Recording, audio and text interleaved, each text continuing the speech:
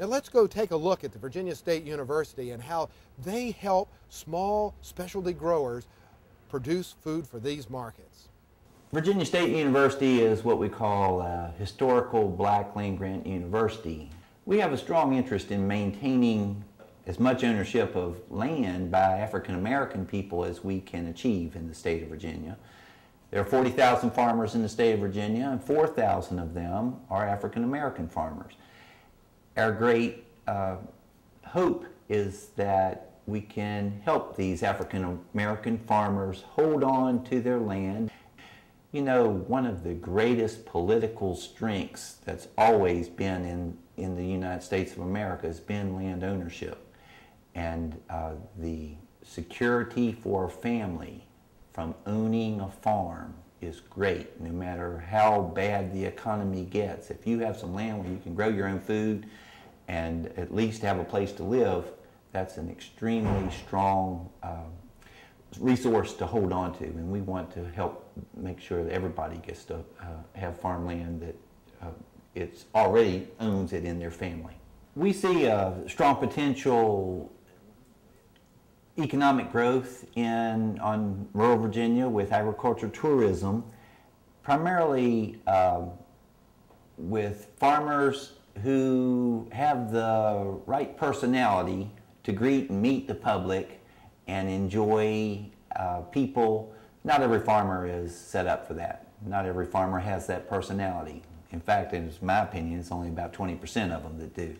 But for those 20% who really do enjoy talking to people and meeting people and having them on their land, very often a family can have more fun on a farm like that where there's exclusive use of the resources than they might at a big crowded amusement park or in some city environment where it's loud and noisy and traffic and everything.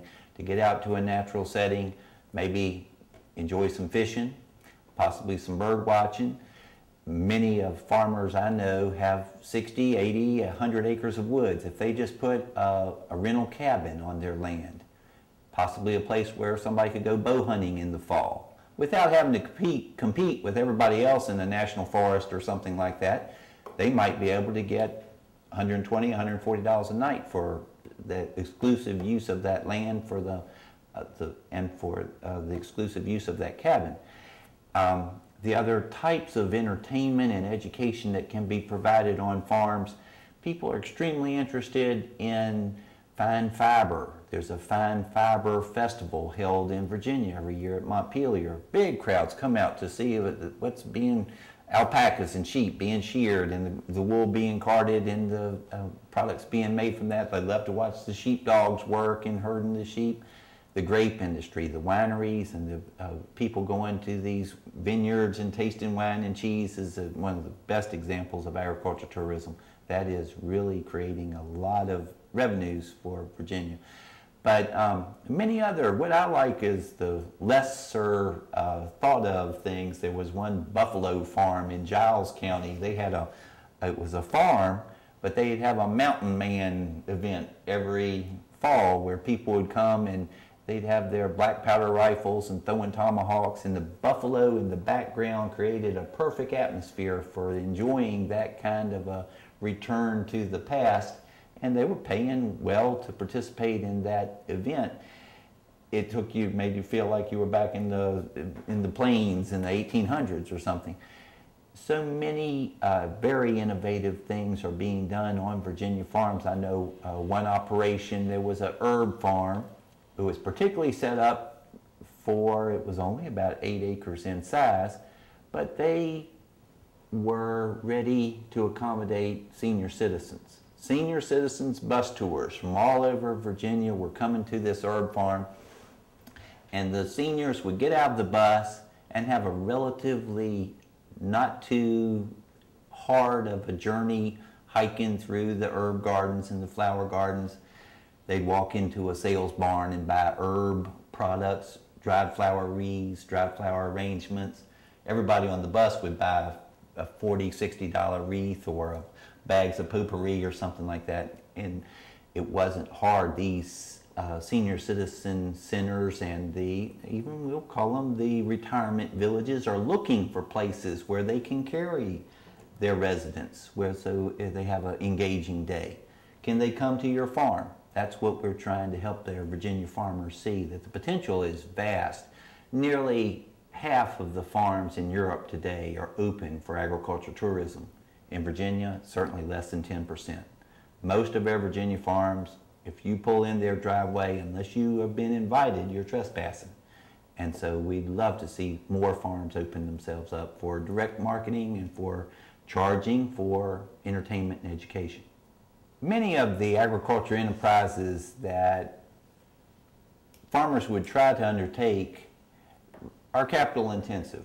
If we're going to build a greenhouse, if you're going to buy a tractor, quite often there's a strong need for a producer to have $20,000 to $200,000 or $300,000 money to get started.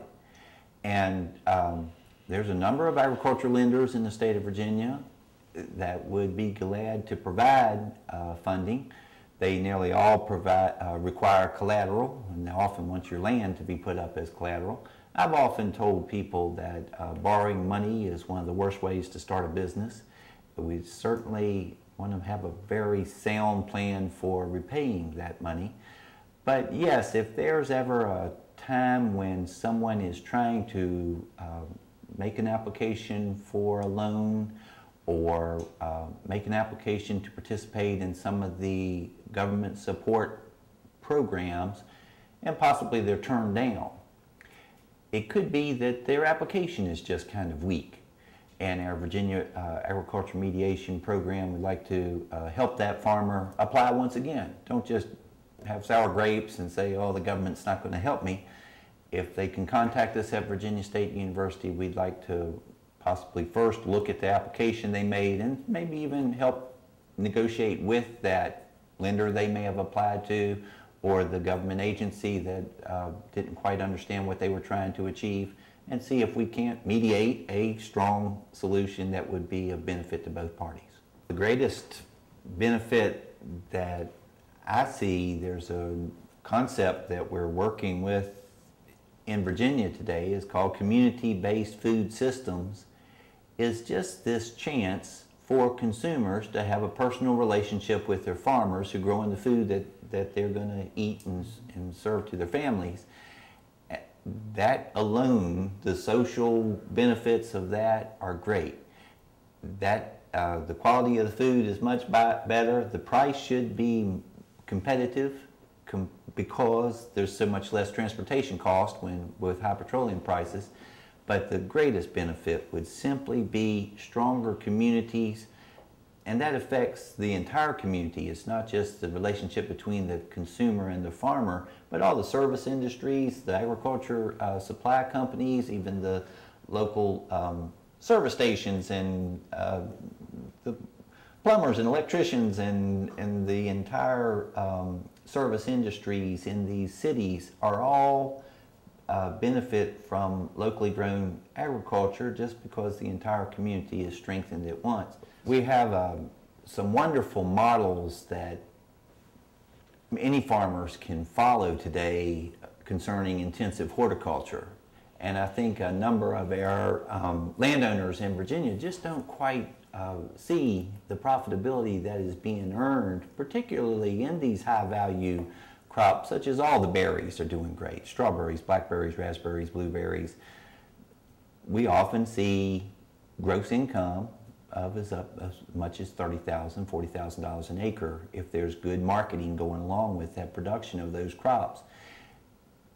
Specialty Asian vegetables, I've helped so many people get into commercial production of shiitake mushrooms. They're selling for $16 a pound now at farmers markets. Anybody that has a small amount of wooded acres with some small diameter hardwood trees can cut some of them down in a sustainable forest management plan and still produce lots of mushrooms, and they're selling very well. We have people in Virginia who are selling crops such as the mesclun lettuce these beautiful salad ingredients and fresh cut herbs and edible flowers and baby vegetables and the Asian vegetables like edamame, these fresh vegetable soybeans, crops that are different from the big conventional agronomy crops that very often are extremely valuable. One of the ones that amazes me is the amount of value that we see in an acre of fresh cut flowers. And this enterprise is much more practical in the eastern part of Virginia than it would be the western part of Virginia, because the eastern side of Virginia has the urban consumers in concentration enough that there'd be big marketing for cut flowers. But once again, we're looking at $30,000 an acre gross income from a well-managed farm that's growing cut flowers. So that's where I think so many of these operations need to go. And there's a vast amount of information and education that people need to acquire to become experts with these intensive horticulture crops. The learning curve is steep, and you cannot afford to get behind in knowing about this. I'm just as concerned for the future of forest land in Virginia as I am the farmland. Our Virginia forest, first of all, produce this wonderful resource, which are trees for lumber, and it's a very renewable resource. People who own 40 acres of forest land in the state of Virginia are having to pay pretty big property taxes much of the time on that land, especially if they're not in on a commercial farm. I'd spend a lot of time helping people see what they can do in their woods to earn income, and it's a project called Non-Timber Forest Products.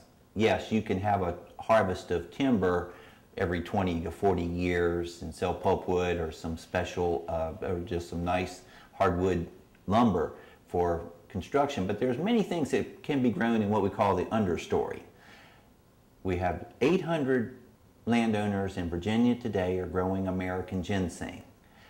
The prices being paid right now for dried roots of American ginseng is about $400 to $500 a pound.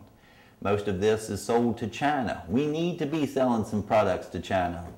They certainly are selling lots of products to us. And the thing about ginseng is if you can establish a naturalized stand of ginseng in your forest land, it requires very little labor. Most of those 800 landowners I was telling you about who grow ginseng, they prefer to remain anonymous about it. There's the greatest single risk is human theft of this valuable herb crop. But that can be worked with. We have some good systems that can be used to prevent that or to reduce that threat.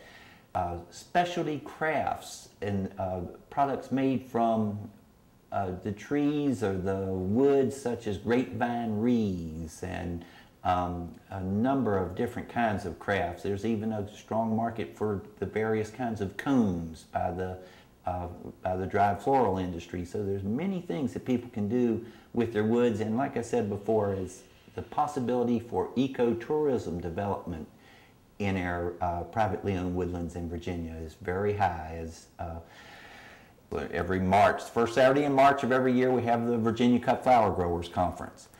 Every fall we have something called the Small Farm Family Conference. We have a great interest in making sure that our small, part-time, and what we call limited resource farmers can attend a program and make it affordable so that they can stay current with new crops, new livestock products that they can produce, and new systems that they can use for producing and marketing these crops and livestock.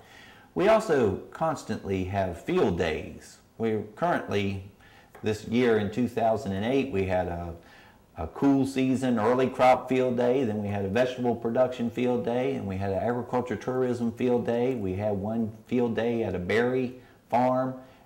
Both produced in Virginia are grown on the smaller scale farms.